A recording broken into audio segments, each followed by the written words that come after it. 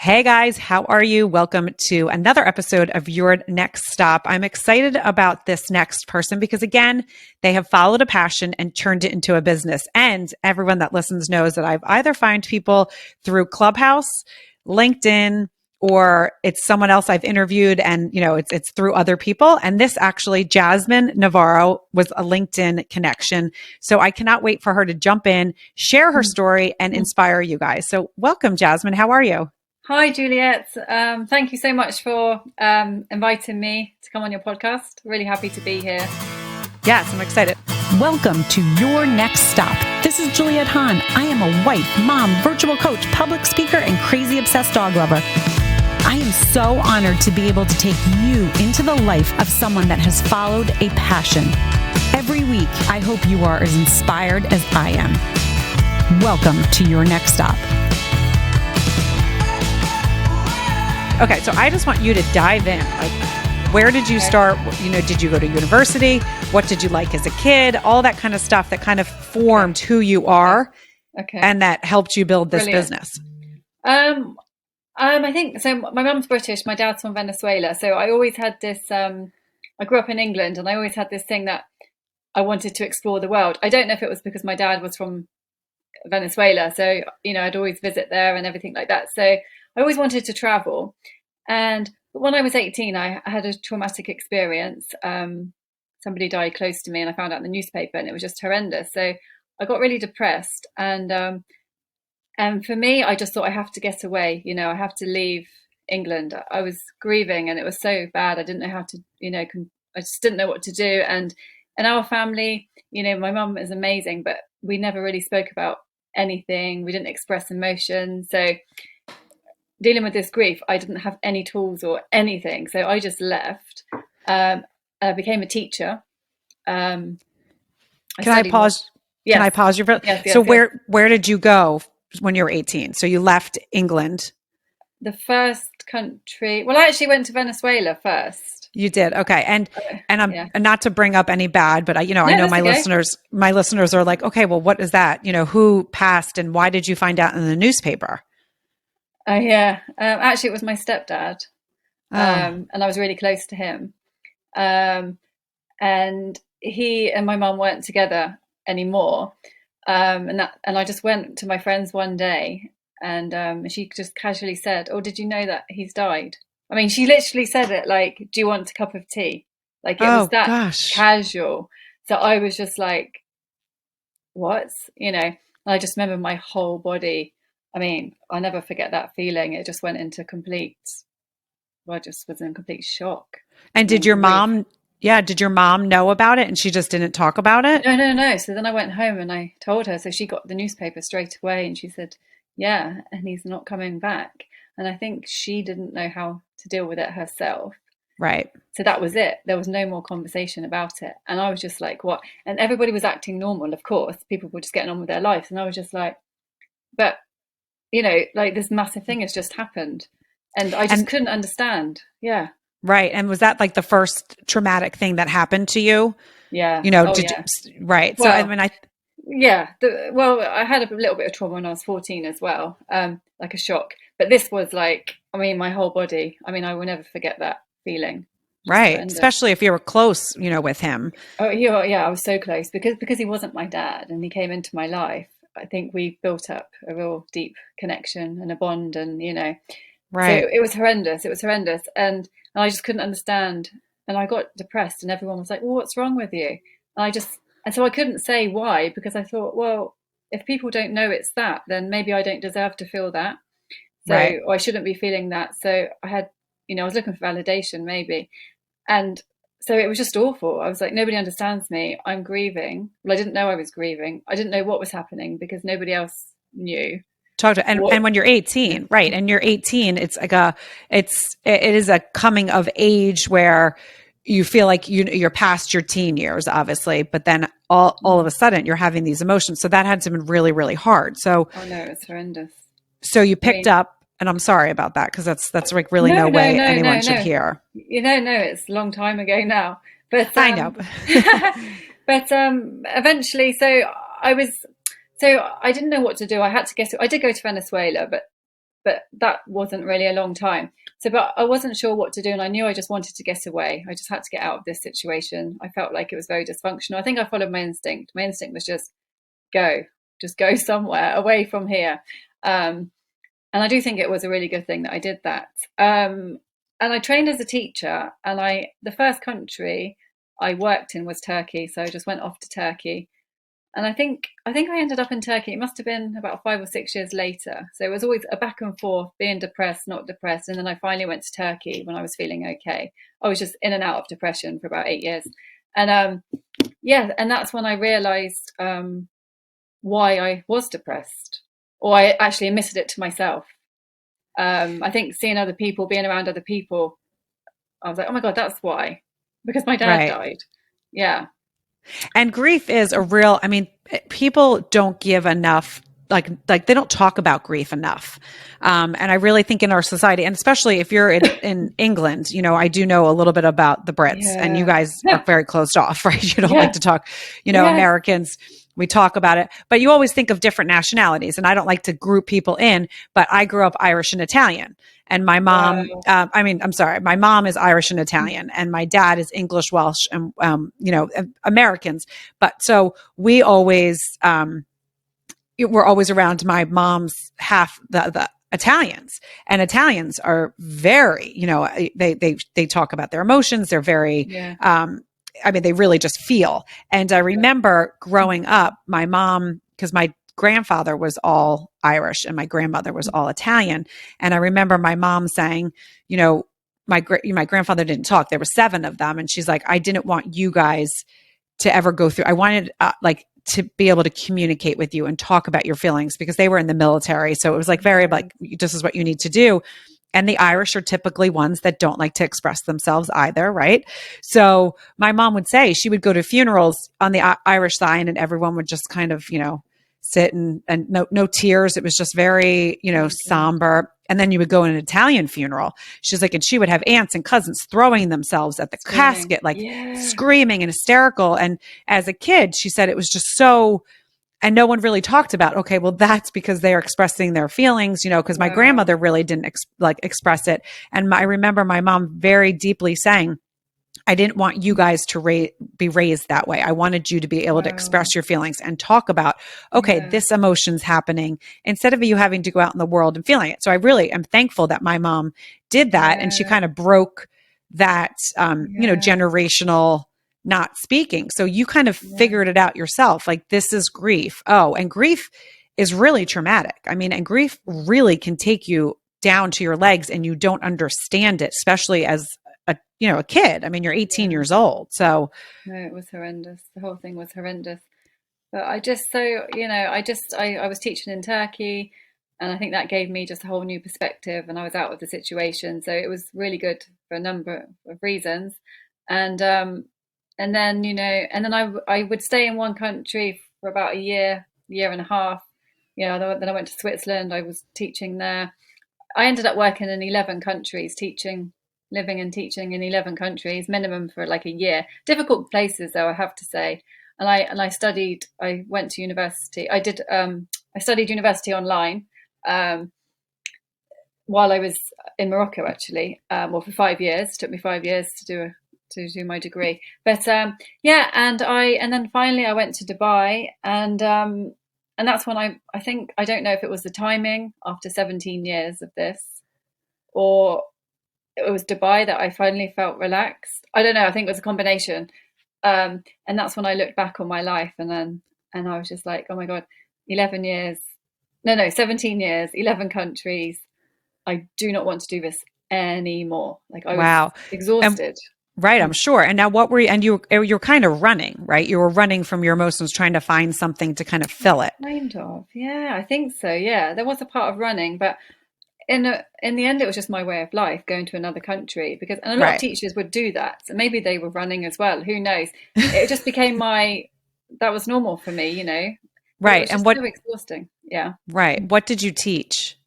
I was teaching English language, business, exam prep, all things like that, primary, secondary, adult. Right. So I came to Dubai, and I was just like, no, I can't do this anymore. So I was like, what can I do then? And, I've been teaching for, I don't know, 17 years. I was like, how am I going to change my career now? And it was really strange. Well, sometimes you ask for things and then things just appear. And I just kept Yes. meeting coactive coaches. I met like 5 coactive coaches in the space of a month or something. And I was like, maybe this is something. So I thought I'd do some training just for me to be coached, not to become a coach, but to be coached myself. So I did one training and then I was like, wow. And it was so difficult for me. I was so anxious because it was the first time I think I was really being seen and heard. And I was like, really out of my comfort zone, but I knew I had to do this. So I was like, okay, I'm going to finish this. So I finished all of the training. And then at the end, I was like, this is what I need to do. So I got certified and then I started coaching adults. And then while I was doing that, I suddenly thought, I need to coach teenagers because, well, you end up coaching your past self. So I was like, if I'd have had these tools and techniques when I was a teenager, my life probably would have been a lot easier, Right. basic tools and techniques. So then I started coaching teenagers and young adults and then giving workshops to schools and universities. That's what I'm doing now, teaching them tools and techniques. I've got like a program. And I was just, and then I thought, oh, maybe that's why I did all that teaching for so long. Because I always thought, why did I teach for so long? And now I think, well, maybe it was to help me plan the workshops for the schools and universities. It's helped me. Now I can just plan a workshop so easily because it's like planning a lesson, Right. So it's like everything happens for a reason. It really does. And you touched on something right there where you're like, I don't know if it was my path, but I really do believe, whether you believe in God or you believe in the universe, that there is a path for you. Right. And so your life kind of unfolds in ways that are sending you to be doing what you're doing. And some people find it very early. Others find it a little bit later. And there's nothing wrong with how your path is. But I always say to people, when you have something that you're passionate about, you have to follow it, right? There's so many people that I talk to that, I always wanted to write a book and they have an amazing story. And I'm like, well, why didn't you write that book? Or why don't you write that book? Yeah. And it's always, oh, well, who's going to want to listen to my story or who wants to, and it's just, if you have something, you really should listen to yourself and then go for it. So if that's something that you did and it kind of just the teaching, that's 100% why you went through all that you did, right? Because now you're helping people not repeat what you did. Exactly. Yeah. So there is a reason. And they say, don't they, your pain is your power. So that's what I'm doing now. Yeah, I'm just, and my mission is to give the youth a voice. So, and I think it's because I didn't have the voice. Yeah. Right. So can you tell me a little bit about, so you stopped, you were in Dubai and you were like, I can't do this. You did some training with other coaches. And was there any specific part of coaching that you were working with someone? Was it mindset? Was it business? Or was it all kind of combined? It was all combined, really. Yeah. You mean when I was doing the training? Yeah, when you were working with coaches. Yeah, well, it was trainers. Yeah. It was all basically, well, it was me being completely coached myself, right to the, going back to, your limiting beliefs, changing your perspective, being conscious, really. That's what was so empowering. Yeah. Well, and I think that's something that's so important that you just also touched on because, people think, they think of therapy and coaching, right? So some people think, oh, I don't want to go to a therapist because that's like saying there's something wrong with me. And coaching is a little bit more safe, right? You feel like, I found a coach that can maybe help me a little bit here. That's so interesting. And so I always say to people, therapy is wonderful. I mean, people, everyone needs a little bit of coaching or therapy, in their lives. And, some need it a little bit more than others. And it's more of a safe place. And, coaching kind of has been around for many years, but didn't have the title of coach, right? There wasn't like the title of coach. It was consulting and it was all these different things. And so for the fact that you're doing something, and I want you to dive more into what you do with teens and all of that, but that is, a teenager's is not going to say, I think I need to see a therapist. I mean, I think things have changed as the world has evolved. I do feel like it's more of a natural, normal thing.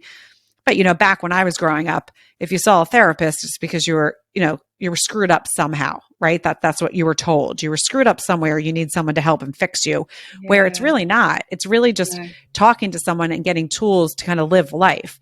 And so exactly. when coaching came, evolved, I think that's what's really important, is because it gave it more of a safe space for people. They're like, oh, I can talk to a coach and kind of get the same thing.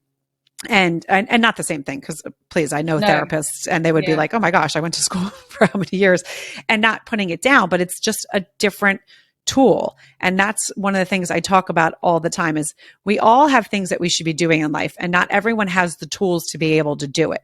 But if you're in a space like yourself, or I'm in a space like mine, where I can elevate people and give their story a little bit more legs, get it out to more people, I need to do that, right? That's what my passion is. That's what I am. My God's purpose is to really give a platform for people like yourself to be able to share their story, to be able to help one, two, 10, thousands, how many people. Yeah.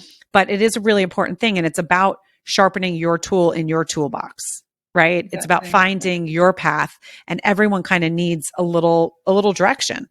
And so if you can tell us a little bit about what you're doing and where you're living now, I would love to hear about that too, and what you're At the, doing with the teens in the workshops and stuff. at the moment, I'm in the UK. Yeah. So basically, yeah, it's all about. I think, yeah, like as in coaching, listening is just so important. And it's funny because when I give my workshops, whatever workshop I'm giving, whatever I'm teaching, it's always the same. At the end, they always say, "Thank you so much for listening." You know, you know, yeah, just letting them be seen, be heard, giving them a voice. And I just think that is just so powerful because, so many, I guess, parents, teachers, they just think that they need to fix, like you mentioned as well about fixing.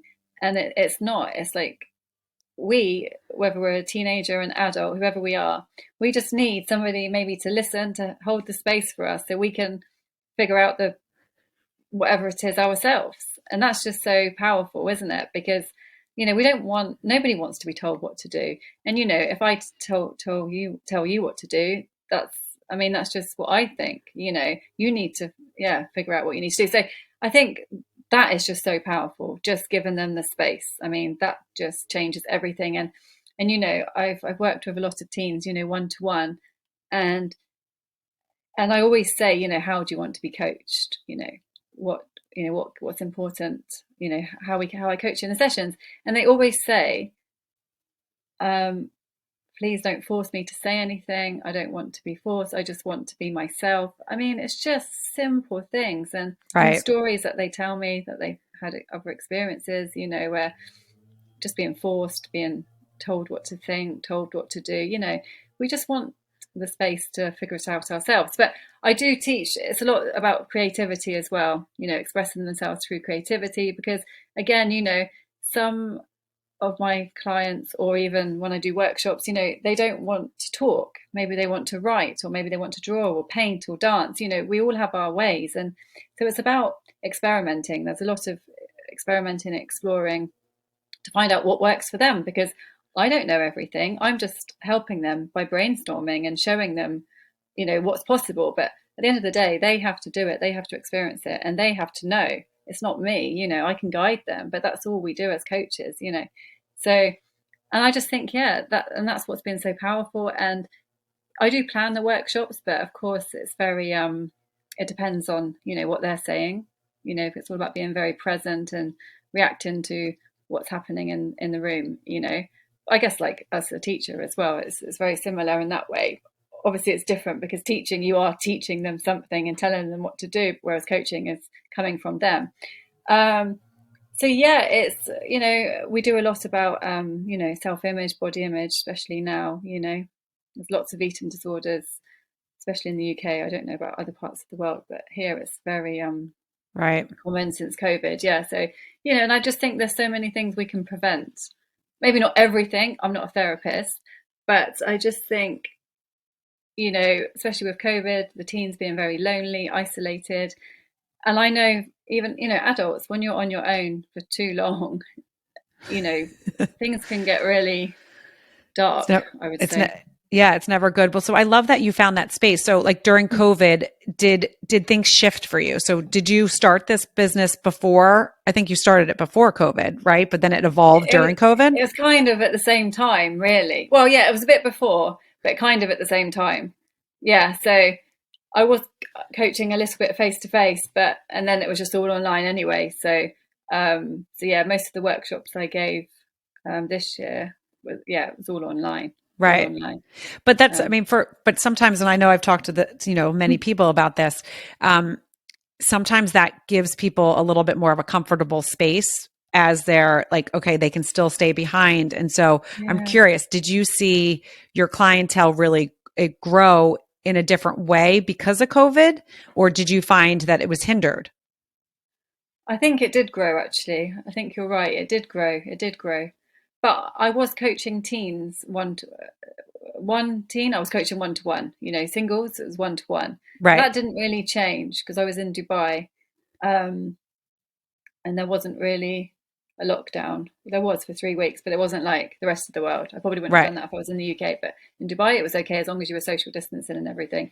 But and it was funny because lots of the parents didn't want me to coach their teens online. They didn't want it. They wanted it to be face to face because they wanted that. Yeah, Well, there's that connection, that exactly. community. I mean, I know, Exactly. that the suicide rate went up, with such the Yeah. young kids, and it's just so sad during COVID. I mean, it really affected, and I Mm. don't think, I know here in the United States, I don't feel like it was really addressed, and people didn't really talk about it. It was like you would hear, Yeah. and I'm like, oh my gosh, this is awful. Like one school Yeah. had like 7 freshmen that committed No suicide way. because No they way. were, just sitting in their dorm rooms by Yeah. Yeah. themselves Yeah. Yeah. Yeah. learning. It's amazing how quickly you can sink if you're left alone with your thoughts. And yeah, I had friends, they after a few months they were depressed, and it was like, wow, and especially if you're a teenager, and the social media, comparing themselves on social media. I mean, there was just so many things, or there is so many things, there are so So many many. things. Right. Yeah. Yeah. And then for them to be like left alone. Right. I mean, it's a really tough time. So I love that you found this really before, I mean, you fell into it because of your life story, right? Yeah, Your life exactly. story helped shape you figure out, okay, this is what I want to do. And these are who I want to help. And then really during COVID, that was such a group of people that really needed direction and help. Because as you said, being alone with your thoughts. I mean, when you're a teen, we all, as normal as any of us are. I mean, I find myself pretty level headed and adjusted. But I think back to some of my teen years and I'm like, oh, yeah, Of if I course. was, Yeah, we all go through that and you have to of go through course. that to Yeah. grow. Yeah. Yeah. Yeah. And But and to I be, think, oh, sorry. no, go Yeah. ahead. Yeah. No, I just think, the important thing is having that conversation, and I think that's where parents can come in. They can, and not about being perfect. Like, it's okay to cry, to have a conversation, not feel very good, just having these conversations, because if you start feeling like you're the only one who's feeling a bit down, then that can just spiral. Right. So it is about having these real conversations, and it can just be a conversation, which I think can change everything. Yeah. No, I totally agree. I love what you're doing. Can you tell everyone where they can find you? Yes, where can you find me? Yeah, withnava.com is my Can, website. I was going to say, can you spell that? So WITHNAVA. That's my Perfect. Instagram as well. Yeah, and my name, And for great. LinkedIn. And then your LinkedIn is right. And do you have anything coming up that you want to share with anyone, or you can have ongoing stuff? Well, I've got my podcast, which is always out, and that's where I interview 18 to 24-year-olds who share their challenging stories, teen stories. And I'm working on a membership now for teens and the parents, because I feel like the parents need support, could benefit from support, and teens could benefit from learning these tools and techniques. So I'm kind of combining it together and making a membership. So watch this space. Right. I love that. Now, what is your podcast name? Is it with Nava as well? Foghorn. No, the Foghorn podcast. Oh, I love that. I love Believe that. it or not, yeah. And how long ago did you start that? I started last year. That's wonderful. Wonderful. Yeah. Well, No, thanks, Juliet. yeah, no, Jasmine, thank you so much for being here. And you guys, you know what to do. If you like what you heard, rate, review, and subscribe. Go over to Jasmine's podcast as well. Say it again, Jasmine. The Foghorn Podcast. The Foghorn Podcast. Go over to any of her, podcast players where you love to listen to your podcast, and go rate, review, and subscribe. And you might be listening to this episode thinking, oh, I don't have anyone that this could affect, but you don't know. What about your neighbor? What about your sister, your cousin? Yeah. They might have a teen that is struggling right now that actually needs support, and you know where to find them. So definitely go check out Jasmine's stuff. And Jasmine, thank you again for joining us. Thank you so much, Juliet. Thank you. It's been a real pleasure to meet you. Yes, you too. So you guys, you know my new schedule. Monday is Your Next Stop episodes, and Thursday is the new schedule where I do my YNS Live, not Lioness, but YNS Live, where the live episodes, you can find all that information on IamJulietHahn.com or any of my social medias. We will see you guys next week. Thanks again. Thank you so much. I hope you liked this episode of Your Next Stop. Please subscribe to my channel, share with your friends, and join in each week.